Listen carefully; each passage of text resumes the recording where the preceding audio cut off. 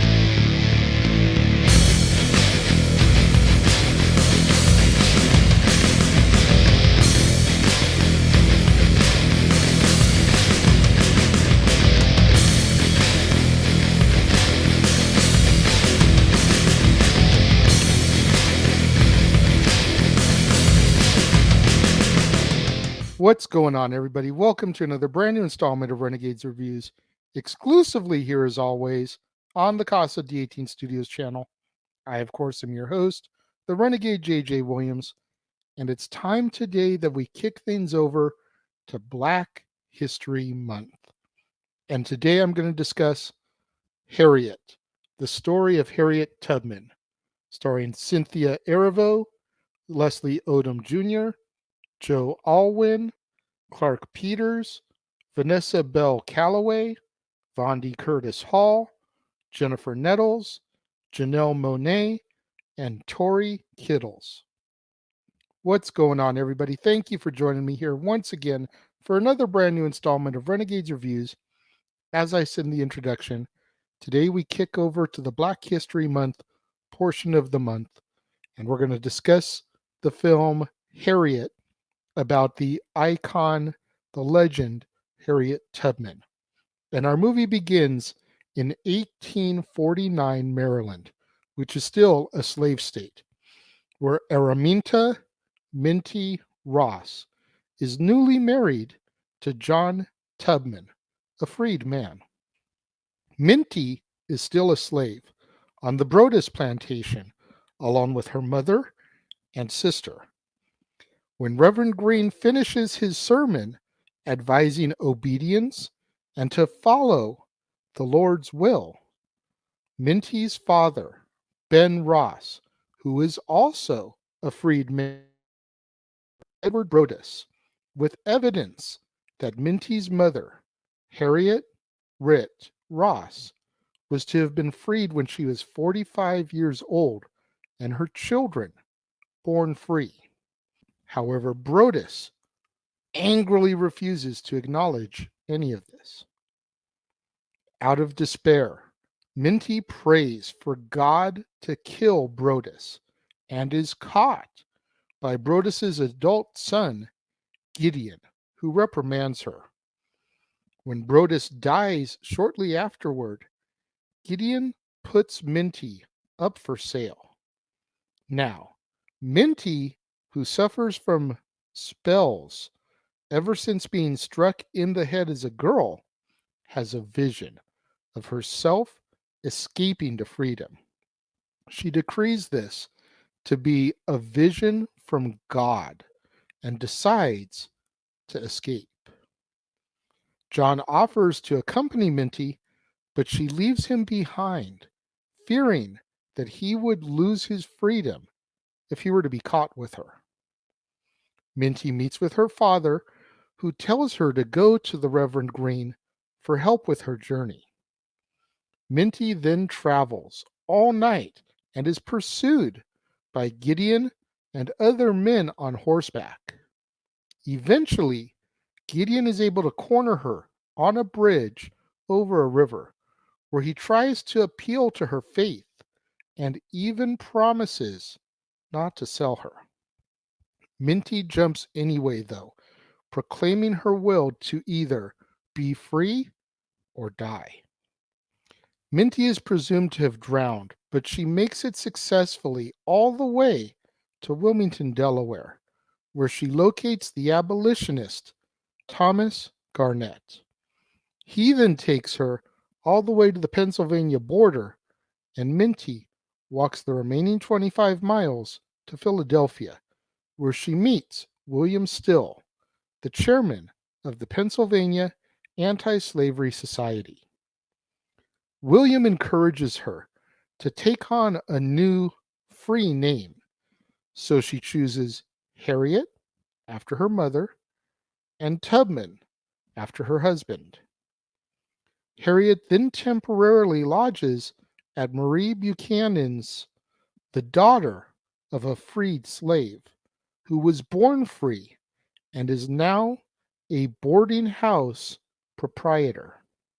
After a year in Philadelphia, Harriet asks William to assist her in bringing her family back over, but he tells her that helping slaves escape has become even harder and tells her not to go herself, fearing for her safety. Refusing to give up, Harriet successfully makes it all the way to John's homestead, only to discover that he is remarried and is expecting a child.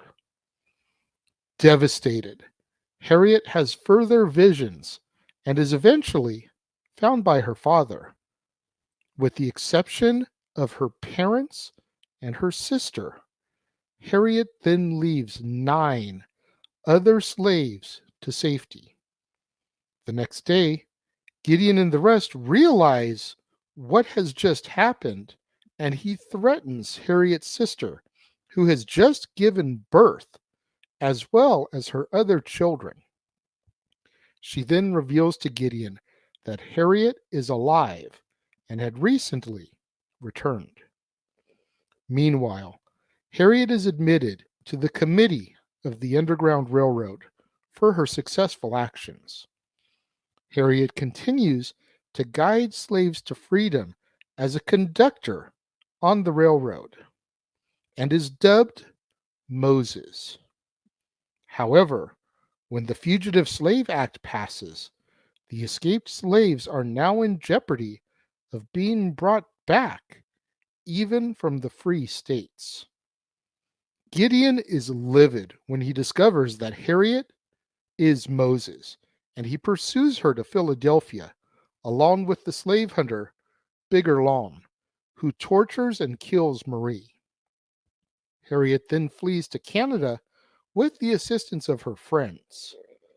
After having a vision that her father is in danger, Harriet returns and takes both of her parents north. Over time, the Brodus plantation falls into financial ruin. Brodus's widow vows to catch Harriet by using her sisters as children as bait, but Harriet's team overwhelms Gideon's siblings and retrieves all the remaining slaves. In a final confrontation, Gideon shoots Bigger Long dead as he is about to kill Harriet. Harriet then traps Gideon, but allows him to live, prophesizing that he would die on the battlefield fighting for the lost cause of slavery. Telling him that her people would be free, she then takes Gideon's horse and rides away. Harriet later leads an armed expedition of 150 black soldiers into the Combahee River raid. The epilogue then describes some of her other accomplishments.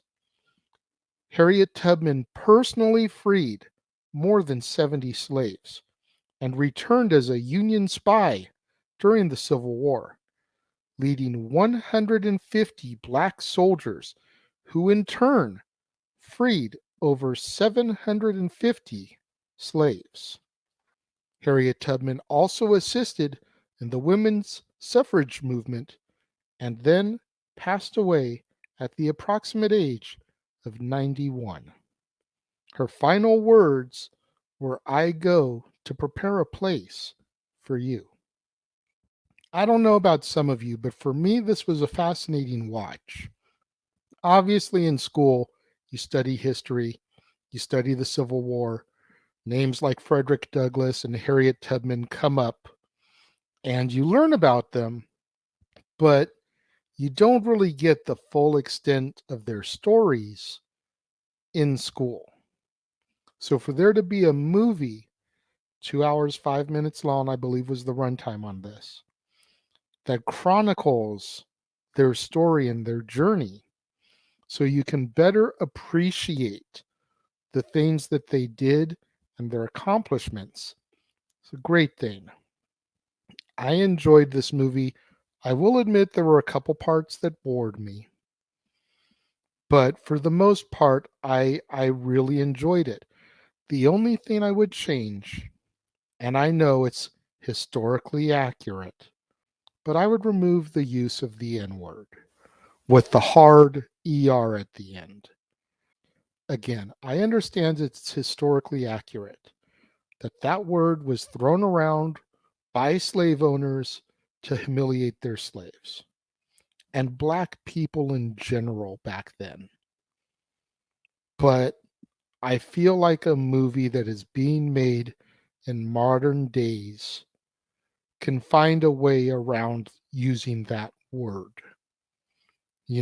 Not that it's really a whole lot better, but why couldn't they just substitute it with something like darky? You know, again, it's definitely slanderous. It's definitely, you know, an inappropriate thing to say. But I'd rather hear that coming out of the character's mouth as opposed to the hard ERN word. You know what I mean? Is it just me? Let me know in the comments. If you're watching the premiere, leave your thoughts and comments here. If you're watching on demand later in the day, leave your thoughts and comments here.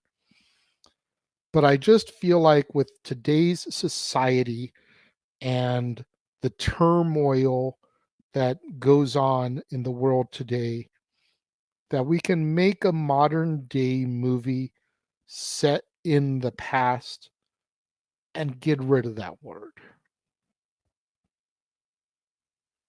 I'm very curious what my viewers think about that. Otherwise, though, like I said, I enjoyed the film.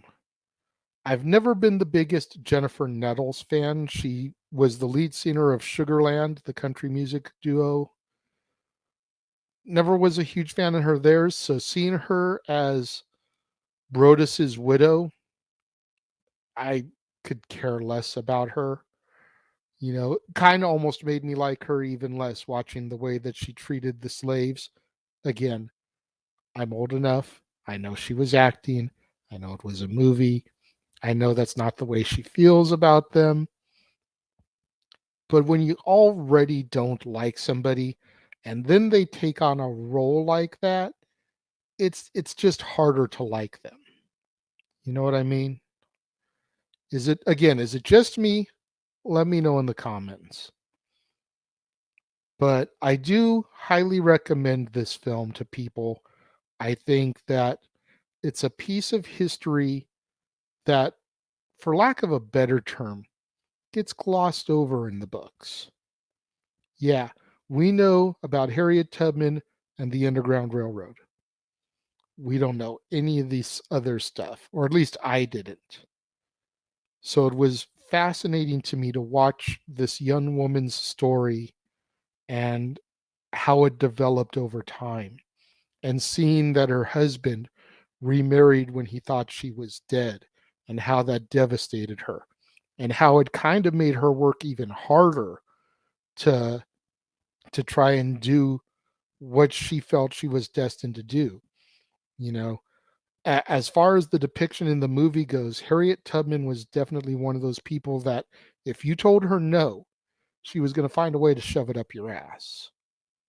And I admire that. When it comes to my rating for this film, I'm going to give it 3.5 out of 5 stars. Again, mainly for the use of the N word there.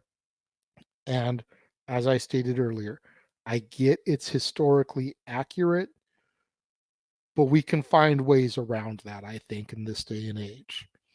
3.5 out of 5 stars for this film. If it wasn't for the use of that word, I probably would bump this up to 4, maybe even 4.5. That's just how much disdain I have for that word. But what do you guys think? Those of you that have seen Harriet. Again, let me know. If you're watching the premiere, leave your thoughts and comments over here. If you're watching on demand later in the day, leave your thoughts and comments down here. Let's have that conversation, that discussion, that debate, that interaction that I'm always asking you guys for in the comments below. And make sure you guys tune in on Friday, right here to the Casa D18 Studios channel for another brand new installment of Renegades Reviews.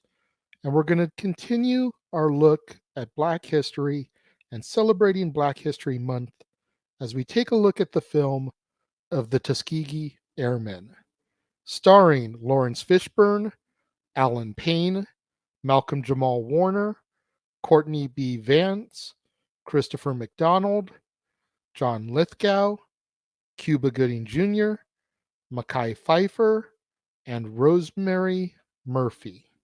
You're not going to want to miss out on any of that content right here on the Casa D18 Studios channel on Renegades Reviews as we take a look at more Black history and we celebrate Black History Month. So make sure you smash that like button, make sure you're subscribed, make sure that notification bell is turned on so you don't miss out anytime a video drops right here on the Casa D18 Studios channel or anytime we go live, as is the case with Statboy Sports Bar, Open Mic Night, pay-per-view PLE coverage, etc. Share these videos with your family, friends, loved ones, coworkers, movie fanatics, cinephiles in your life. Fans of Harriet Tubman, period, point blank. Share this video with them. It's the only way we're going to boost up visibility in YouTube's algorithms so I can eventually get monetized and make some money off the hard work I've been putting into this channel for the last 2 years. Thank you once again to everyone who joined me and tuned in today. It means so much more to me than you'll ever know. And I will see you guys next time.